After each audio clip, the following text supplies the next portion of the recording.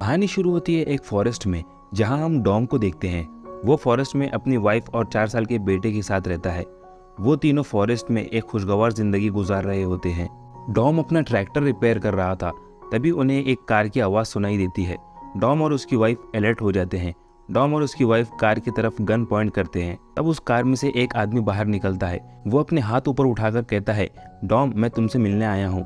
और फिर उस कार से 3 और लोग निकलते हैं, जिसमें पियर्स, नैन्सी और तेज होते हैं। वो लोग डॉम से कहते हैं कि उन्हें एक ओल्ड मैन ने कहा साइफर, जो एक बहुत खतरनाक औरत है, उसे पकड़ लिया गया था, मगर जानबूझकर उसका प्लेन क्रैश करा दिया गया, जिसमें वो भी थी, ताकि सबको ये लगे कि साइफर मर चुकी है। मेरी इतनी कड़ी निगरानी के बाद भी साइफर भाग गई। और अब नैन्सी डॉम से कहती है, तुम्हें हमारी मदद करनी होगी, हमारे साथ उसी जगह चलना होगा जहाँ साइफर का प्लेन क्रैश हुआ था। मगर डॉम उन लोगों को मना कर देता है।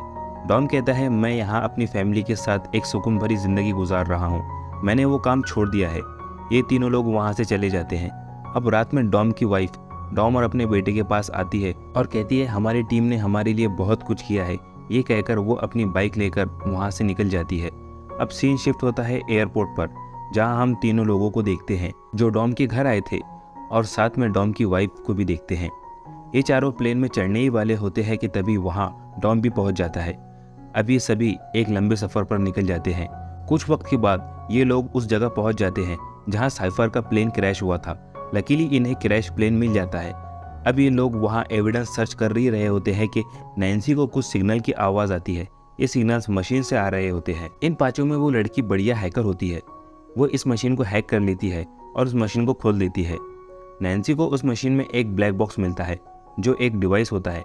अब ये सभी उस डिवाइस को खोलना चाहते हैं, मगर किसी को कोई आइडिया नहीं इस डिवाइस को कैसे ओपन करे। तभी वहाँ मिलिट्री पहुँच जाती है और इन लोगों पर फायरिंग स्टार्ट कर देती है। डॉम और उसके साथी वहाँ से भाग जाते हैं और लैंडमाइन की जगह पहुँच जाते हैं। मिलिट्री भी उनका पीछा करती है, जिसके चलते लैंडमाइन से मिलिट्री की बहुत सी कार्स ब्लास्ट हो जाती है। अब तेज के एक साथी की कार दूसरे कार के ब्लास्ट की वजह से उड़कर एक लैंडमाइन पर जाकर गिरती है।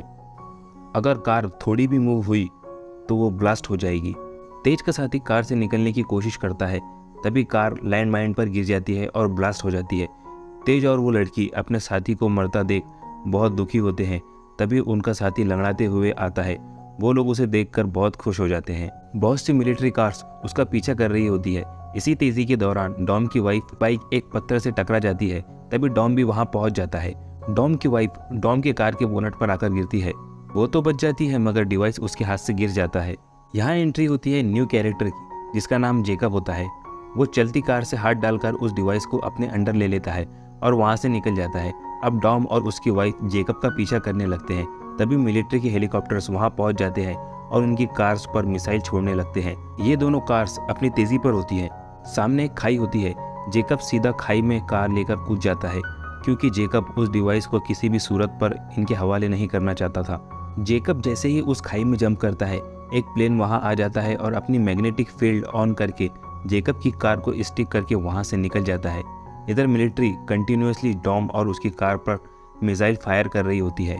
डॉम भी अपनी कार को खाई की तरफ ले जाने लगता है। उसकी वाइफ कहती है, आगे कोई ब्रिज नहीं। तब डॉम कहता है, मुझ पर भरोसा करो। डॉम अपनी कार को एक पिलर की तरफ ले जाता है।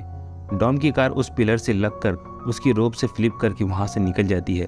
अब जो ओल्ड मैन हमें कहानी की स्टार्ट में दिखाया गया था, वो डॉम और उन सभी लोगों को अपने साथ ले जाता है। वहाँ हमें पता चलता है कि जेकब और कोई नहीं, डॉम का भाई है। अब हम जेकब को देखते हैं। जेकब वो डिवाइस साइबर को दे देता है और कहता है कि इसका दूसरा पार्ट खोया हुआ है। तब साइबर कहती है, इस डिवाइस का दूसरा पार्ट लंदन में है और जेकब तुम्हें वहीं जाना होगा।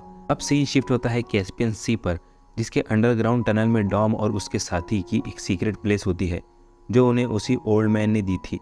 वहाँ टीम में से एक लड़की बाकी टीम मेंबर्स को बताने लगती है कि हमें उस डिवाइस के दूसरे पार्ट को ढूंढना होगा। साथ ही डिवाइस की एबिलिटीज़ भी बताने लगती है।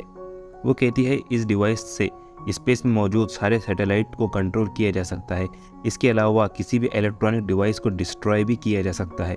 वो लड़की कहती है, हमें उस डिवाइस को 2 पार्ट में बनाया था, जिसका एक पार्ट जेकब के पास है और दूसरा लंदन में है। जेकब उस दूसरे पार्ट को हासिल करे, उससे पहले हमें लंदन पहुंचकर उस डिवाइस के सेकंड पार्ट को हासिल करना होगा।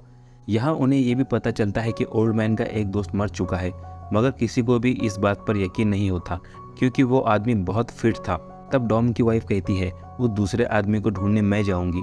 उसके साथ एक और लड़की को दिखाया जाता है। डॉम लोगों से जेकब का एड्रेस मालूम करता है और दूसरी तरफ डॉम की वाइफ उस आदमी को टोक्यो में ढूंढ रहे होते हैं।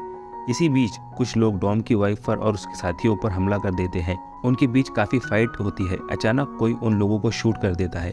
शूट करने वाला और कोई नहीं, वही आदमी होता है जिसे ढूंढने के लिए वो टोक्यो आए थे। डॉम की वाइफ उसे देखकर बहुत खुश होती है। अब सीन शिफ्ट होता है लंदन में, जहां डॉम, तेज और उनके साथी डिवाइस के सेकंड पार्ट को ढूंढने पहुंच जाते हैं। मगर डॉम को पता चलता है कि जेकब ने डिवाइस के सेकंड पार्ट को पहले ही ढूंढ लिया है। डॉम जेकब को पकड़ने लगता है। उन दोनों के बीच काफी फाइट होती है। जेकब मौका पाकर कूद जाता है और अपनी कार में बैठकर वहां से निकल जाता है। डॉम भी उसके पीछे ट्रक पर कूद जाता है। वो ट्रक डॉम के साथियों का ही होता है। डॉम ट्रक में जेकब का पीछा करने लगता है, मगर जेकब और डॉम के रास्ते अलग हो जाते हैं।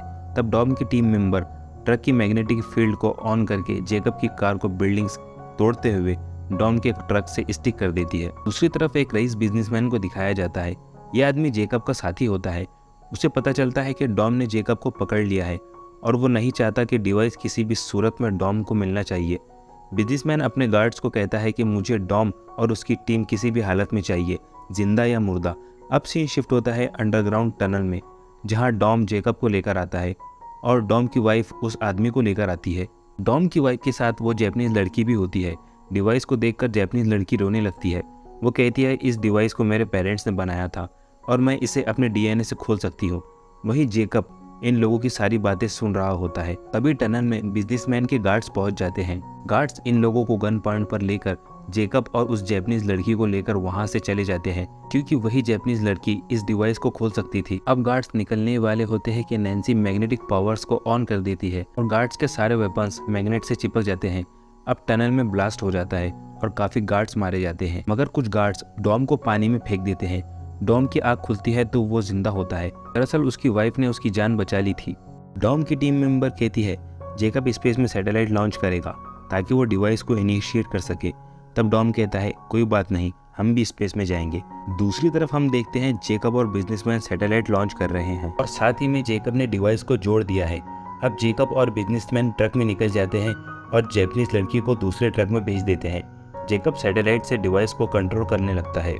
दूसरी तरफ तेज और उसका साथी स्पेस में निकल जाते हैं। उनकी स्पेसशिप दिखने में एक कार की तरह होती है जिसमें नाइट्रोज लगे होते हैं। तेज और उसका साथी स्पेस में सक्सेसफुली पहुंच जाते हैं। अब सीन शिफ्ट होता है अर्थ पर, जहां हम डॉम को जेकब का पीछा करते हुए देखते हैं। डॉम अपनी कार की मैग्नेटिक फील्ड को ऑन कर देता है, जिसकी वजह से सोल्जर्स की कार भी डॉम की कार से स्टिक हो जाती है। ट्रक में बिजनेसमैन जेकब से कहता है तुम जरा ऊपर एंटीना को देखो, शायद उसमें कोई प्रॉब्लम हुई है। जेकब एंटीना को चेक करने के लिए ऊपर जाता है तो एक मस्कुलर गार्ड जेकब की तरफ बढ़ने लगता है। जेकब बिजनेसमैन से पूछता है ये मेरी तरफ ऐसे क्यों आ रहा है। तब बिजनेसमैन कहता है जेकब अब मुझे तुम्हारी कोई ज़रूरत नहीं, क्योंकि साइफर मेरे साथ है, इसलिए अलविदा मेरे दोस्त। अब जेकब और उस मस्कुलर गार्ड में फाइट होने लगती है, मगर वो गार्ड जेकब पर हावी होने लगता है। गार्ड जेकब को ट्रक से नीचे फेंक देता है। जेकब गिरने ही वाला होता है कि तभी डॉम वहाँ पहुँचकर जेकब को बचा लेता है। अब जेकब अपनी कार में और डॉम अपनी कार में ट्रक को घेर लेते हैं और ट्रक को पलट देते हैं। तभी डॉम और उसके साथी ट्रक में ग्रेनेड्स फेंक देते हैं। ट्रक में मौजूद सारे लोग मारे जाते हैं। दूसरी तरफ जैपनीज लड़की भी उस डिवाइस को लेकर डॉम के पास पहुंच जाती है।